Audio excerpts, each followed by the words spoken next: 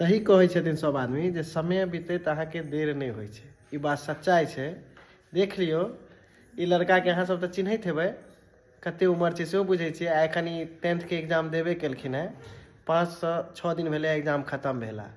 आ ई घर से रवाना भऽ गेलथि आब पुणे के लेल। लोग कहै छथिन जे लड़किए टा घर छोड़ै छथिन, लड़को के घर छोड़ऽ पड़ै छै। छूट गइल उ गाँव के बचपन, खेलब कूदब यार हो। पढ़ाई ले या जै ले ई पढ़ल अहाँके आ पुणे जा रहल छथि। की किछु कहबै? गाँव के याद आयत अहाँके? ई तऽ भरि जिंदगी अहाँके गाँवे रहलखिन एखन तक। जे हमेशा गाँव रहै छै से जे गाँव छोड़ै छै ने तऽ ओकरा बहुत किछु याद आबै छै। शुरूमे होइ छै जे हम जायब बाहर।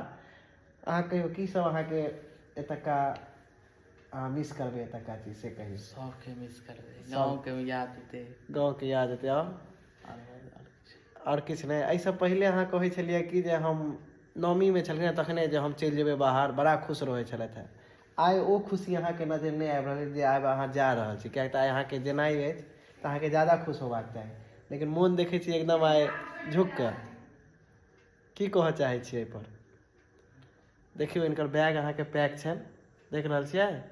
आब ई जेता एतऽसँ।